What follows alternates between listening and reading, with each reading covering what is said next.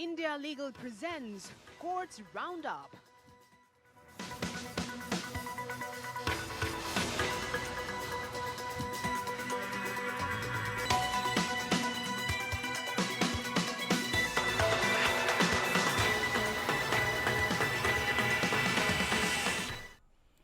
नमस्कार। Courts roundup में आपका बहुत स्वागत है। मैं हूं आपके साथ नेहा दुबे। इस बुलेटिन में अगले आधे घंटे हम आपको कोर्ट से जुड़ी तमाम छोटी बड़ी खबरों से करवाएंगे रूबरू। कोर्ट की कार्रवाई और सुप्रीम कोर्ट से लेकर हाई कोर्ट और लो कोर्ट तक के फैसलों को रखेंगे आपके सामने। तो आइए शुरू करते हैं कोर्ट्स राउंडअप।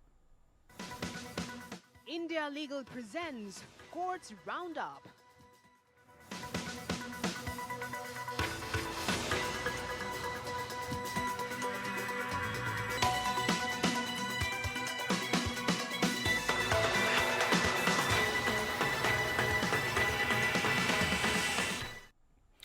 बुलेटिन की शुरुआत करते हैं वक्फ संशोधन कानून के खिलाफ सुनवाई। बता दें आपको कि दरअसल प्रधान न्यायाधीश संजीव खन्ना ने कहा है कि वक्फ संशोधन अधिनियम 2024 के खिलाफ याचिकाओं पर जस्टिस बी आर गवई की अध्यक्षता वाली पीठ सुनवाई करेगी, क्योंकि उनके पास सेवानिवृत्ति से पहले कुछ ही दिन बचे हुए हैं। और मामले की सुनवाई के दौरान सीजेआई खन्ना ने कहा है कि वह मामले की विस्तृत सुनवाई नहीं करना चाहती हैं और इसीलिए इसे जस्टिस गवई की पीठ के समक्ष सूचीबद्ध करने का सुझाव दिया है। वकीलों ने इस सुझाव को स्वीकार कर लिया है। वक्फ अधिनियम में कई प्रावधानों को चुनौती दी गई है। इसमें वक्फ बाय यूजर प्रावधान को हटाना, केंद्रीय वक्फ परिषद और राज्य वक्फ बोर्डों में गैर मुस्लिम सदस्यों को शामिल करना और वक्फ संपत्तियों के संबंध में विवादित प्रावधान शामिल है। पिछली सुनवाई में केंद्र सरकार ने आश्वासन दिया था कि वह कुछ विवादित प्रावधानों को स्थगित करेगी और ऐसे में कोर्ट ने भी कुछ अंतरिम निर्देश दिए थे, जिसमें वक्फ संपत्तियों को डी नोटिफाई करने और वक्फ बोर्डों और केंद्रीय वक्फ परिषद में मुस्लिम सदस्यों की आवश्यकता शामिल थी। इस मामले में कई हस्तक्षेप आवेदन दायर किए गए, जिसमें 5 भाजपा शासित राज्यों ने कानून का समर्थन किया, जबकि कई अन्य पार्टियों और इसका संगठनों ने विरोध भी किया।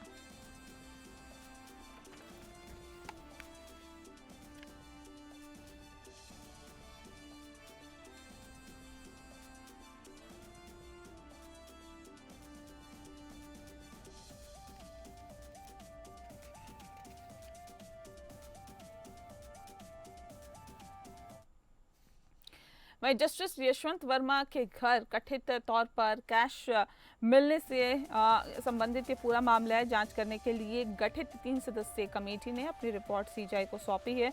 सुप्रीम कोर्ट ने प्रेस नोट जारी कर बताया है कि पंजाब एवं हरियाणा हाई कोर्ट की जस्टिस सीजेआई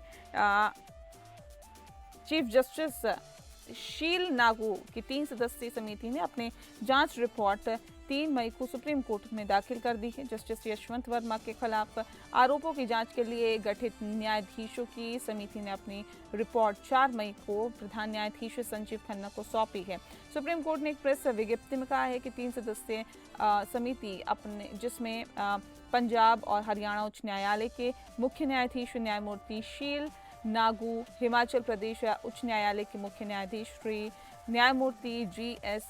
संधवालिया और कर्नाटक उच्च न्यायालय की न्यायाधीश श्रीमती न्यायमूर्ति अनु शिवरमन शामिल है ने एक सिटिंग न्यायाधीश न्यायमूर्ति यशवंत वर्मा के खिलाफ आरोपों की जांच के लिए गठित की गई थी ने अपनी रिपोर्ट प्रधान न्यायाधीश को 4 मई 2025 को सौंपी है। जस्टिस वर्मा को इस विवाद के बाद दिल्ली उच्च न्यायालय से इलाहाबाद उच्च न्यायालय में स्थानांतरित कर दिया गया था। रिपोर्ट की सामग्री अभी तक ज्ञात नहीं है। ये समिति मुख्य न्यायाधीश द्वारा 22 मार्च को गठित की गई थी, जब जस्टिस वर्मा के आधिकारिक आवास के आउट हाउस में आग बुझाने के दौरान बड़ी मात्रा में नकदी की आकस्मिक खोज की खबरें सामने आई थी। उस समय जस्टिस वर्मा दिल्ली उच्च न्यायालय के एक न्यायाधीश थे और विवाद के बाद जस्टिस वर्मा को उनके पैतृक उच्च न्यायालय इलाहाबाद उच्च न्यायालय में स्थानांतरित कर दिया गया था।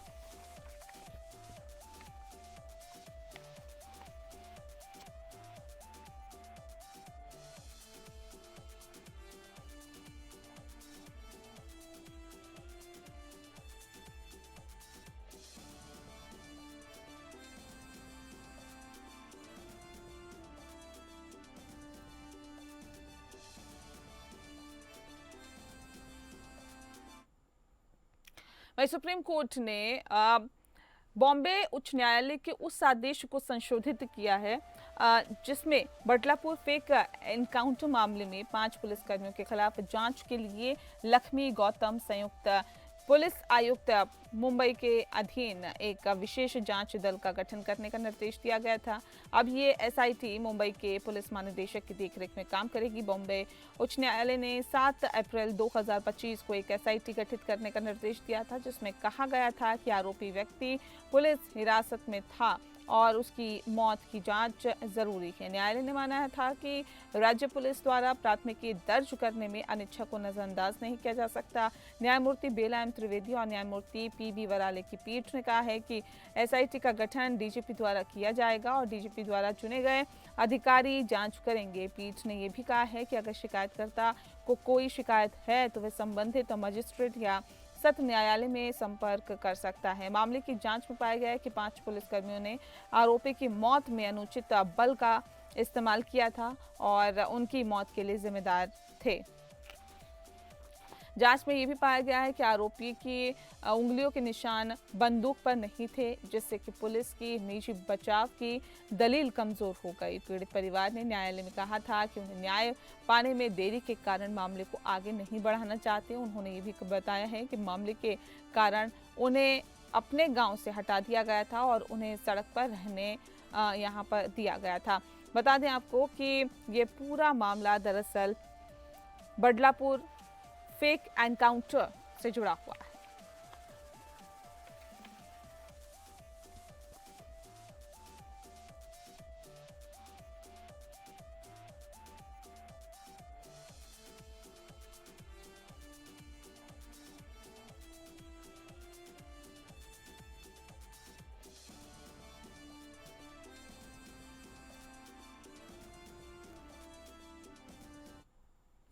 वहीं सुप्रीम कोर्ट ने सभी उच्च न्यायालयों को निर्देश दिया है कि रजिस्ट्रार जनरल को 31 जनवरी 2025 से पहले सुरक्षित किए गए मामलों में अभी तक निर्णय नहीं होने की रिपोर्ट प्रस्तुत करने का निर्देश दिया। साथ ही रिपोर्ट में सिविल और आपराधिक मामलों की जानकारी अलग अलग होनी चाहिए। साथ ही ये भी बताना होगा कि मामला एकल पीठ या डिवीजन पीठ का है या नहीं है। दरअसल झारखंड हाई कोर्ट में 4 दोषियों की अपील पर निर्णय सुरक्षित रखा गया था, लेकिन 2-3 साल बीत जाने के बाद निर्णय नहीं सुनाया गया। इन दोषियों को हत्या और बलात्कार के मामले में उम्र कैद की सजा सुनाई गई थी और वे 11 से 16 वर्षों से जेल में हैं। जस्टिस सूर्यकांत ने कहा है कि निर्णय में देरी बहुत परेशान करने वाली है और इस पर सुप्रीम अनिवार्य दिशा निर्देश जारी किए जाएंगे। सुप्रीम कोर्ट के नोटिस के बाद झारखंड हाई कोर्ट ने 1 सप्ताह में 75 आपराधिक अपीलों का निपटारा किया, लेकिन याचिकाकर्ताओं की अपील अभी भी लंबित है। सुप्रीम कोर्ट ने पहले भी अनिल राय बनाम बिहार राज्य मामले में हाई कोर्ट को समय पर फैसला सुनाने के निर्देश दिए थे। सुप्रीम कोर्ट ने कहा कि अपील में फैसला सुनाने में देरी नहीं होनी चाहिए, क्योंकि ये न्याय प्रणाली का हिस्सा है।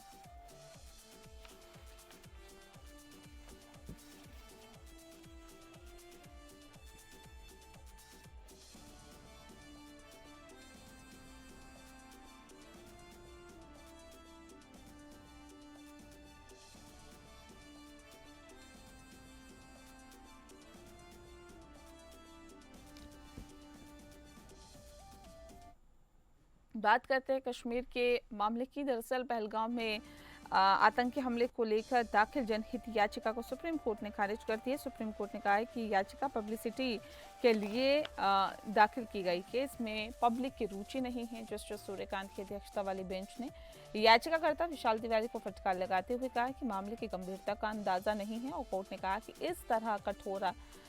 इस तरह जो है कि याचिका दाखिल आपने क्यों की है। आप चाहते हैं कि हम आपके खिलाफ कोई कठोर आदेश जारी कर सकते हैं और हम जुर्माना भी लगा सकते हैं। दरअसल याचिका में पहलगाम में आतंकी हमले का हवाला देते हुए दूर दराज और पहाड़ी इलाकों में जाने वाले पर्यटकों की सुरक्षा सुनिश्चित करने के लिए केंद्र और राज्यों को निर्देश दिए जाने की मांग की गई थी।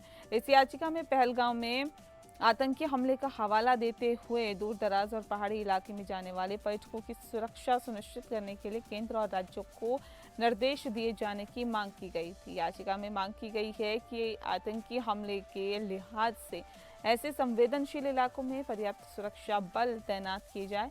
याचिका में अमरनाथ यात्रियों की सुरक्षा के लिए जरूरी कदम उठाने के निर्देश भी जारी किए जाने की मांग की गई थी।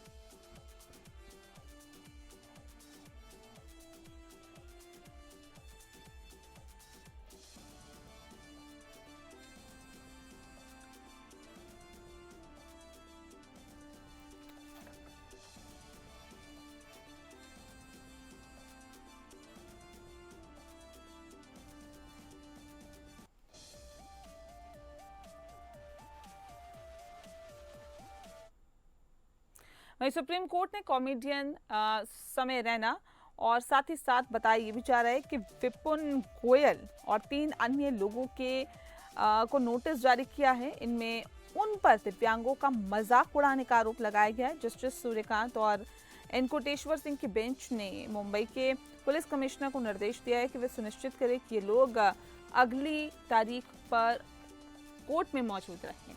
अगर वे ऐसा करने में विफल रहते हैं तो कोर्ट ने सख्त कार्रवाई की चेतावनी भी दी है। एमएसए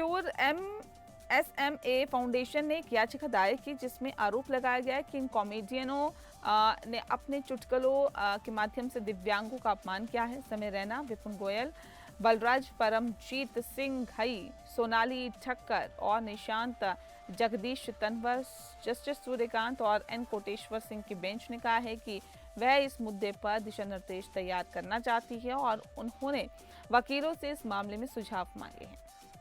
जस्टिस कांत ने कहा है कि कुछ लोग अभिव्यक्ति की स्वतंत्रता के नाम पर दूसरों का अपमान करते हैं और ऐसे मामलों में कड़ी कार्रवाई की जरूरत होती है।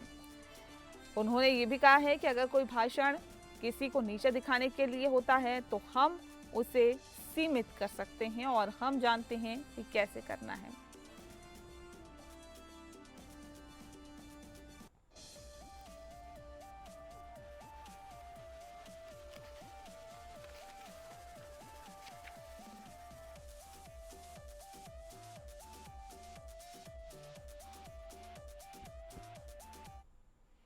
और मणिपुर से जुड़ी हुई अगली खबर का रुख करते हैं। सुप्रीम कोर्ट ने कहा है कि मणिपुर में मेती और कुकी समुदाय के बीच में सांप्रदायिक हिंसा से संबंधित गलत कामों में शामिल किसी भी व्यक्ति को बचाने की कोई आवश्यकता नहीं है। सीजेआई संजीव खन्ना और न्यायमूर्ति पीवी संजय कुमार की पीठ ने ये टिप्पणी ऑडियो रिकॉर्डिंग के संबंध में मामले की सुनवाई करते हुए की है। बता दें कि जिसमें पूर्व मणिपुर मुख्यमंत्री एन बीरेन सिंह को इस मामले में फंसाया गया है। सॉलिसिटर जनरल तुषार मेहता ने खुफिया organisation for human rights trust की विश्वसनीयता पर सवाल उठाया, जिसने ऑडियो रिकॉर्डिंग की जांच की मांग की। मेहता ने कहा कि ये कुछ नौसिखिया संगठन है। कोर्ट ने जवाब दिया कि हमें कोई फर्क नहीं पड़ता, हम याचिकाकर्ता को नजरअंदाज कर सकते हैं, लेकिन अगर कुछ गलत किया गया है तो हमें उसको गलत को बचाने की जरूरत नहीं है। कोर्ट ने पहले फॉरेंसिक साइंस लेबोरेटरी से ऑडियो रिकॉर्डिंग की प्रामाणिकता पर रिपोर्ट मांगी थी। आज रिपोर्ट प्रस्तुत की गई और कोर्ट ने इसकी जो है जांच भी की है। रिपोर्ट पढ़ने के बाद कोर्ट ने कहा है कि आपको अपने अधिकारियों से इस बारे में बात करनी होगी। सॉलिसिटर जनरल तुषार मेहता ने कहा है कि जांच अभी भी जारी है और राज्य में शांति है जो वर्तमान में राष्ट्रपति शासन के अधीन है। मेहता ने कहा है कि हमें जांच के लिए 1 महीने की जरूरत है। इस याचिका को हाई कोर्ट में भी सुन सकते हैं और हालांकि सीलबंद रिपोर्ट की सामग्री पर विचार करने के बाद कोर्ट ने मेहता से अधिकारियों से बात करने के बाद ताज़ा निर्देश लेने की बात कही है और ताज़ा निर्देश लेने को कहा है। कोर्ट ने आदेश दिया है कि एसजी पुनः जांच के बाद ताज़ा एफएसएल रिपोर्ट दाखिल करने पर ताज़ा निर्देश लेंगे। इसे 21 जुलाई से शुरू होने वाले सप्ताह में फिर से सूचीबद्ध किया जाए।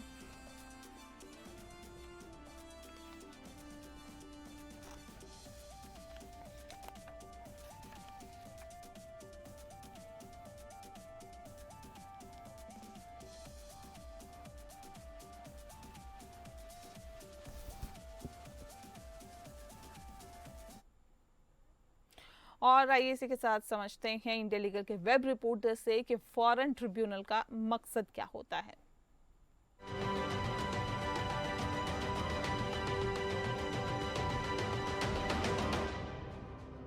फॉरेनर्स ट्राइब्यूनल, जो कि फॉरेनर्स एक्ट 1946 के तहत बनाई गई है, एक क्वाजी जुडिशियल बॉडी है जिसका काम ये तय करना होता है कि यदि कोई व्यक्ति फॉरेनर है या नहीं, यानी क्या वो भारत का नागरिक है या नहीं। इसका मुख्य उद्देश्य उन मामलों का फैसला करना है जहां किसी व्यक्ति की नागरिकता पर सवाल उठाया गया हो और यह फैसला सरकार या किसी कॉम्पिटेंट अथॉरिटी के रेफरेंस के आधार पर होता है। सेक्शन 9 के तहत अगर किसी व्यक्ति पर फॉरेनर होने का इल्ज़ाम है तो उस व्यक्ति पर यह जिम्मेदारी होती है कि वो सबूत दे कि वो भारतीय नागरिक है। ट्राइब्यूनल लिखित और मौखिक सबूत जैसे कि वोटर लिस्ट, जन्म प्रमाण पत्र और अन्य डॉक्यूमेंट्स का मूल्यांकन करके फैसला करता है। जब ट्राइब्यूनल एक बार किसी व्यक्ति को नॉट अ फॉरेनर डिक्लेयर कर देता है तो यह फैसला फाइनल और बाइंडिंग होता है जब तक कि उसे किसी उच्च न्यायालय में लीगली चैलेंज ना किया जाए। सुप्रीम कोर्ट ने कहा है कि अगर पहले के फैसले को लीगली चैलेंज किए बिना उसी मामले में दोबारा कार्रवाई शुरू की जाए तो यह रेस जुडिकाटा के सिद्धांत का उल्लंघन होता है, जो कि एक मुद्दे पर बार बार केस चलाने से रोकता है। For more such legal updates follow India legal.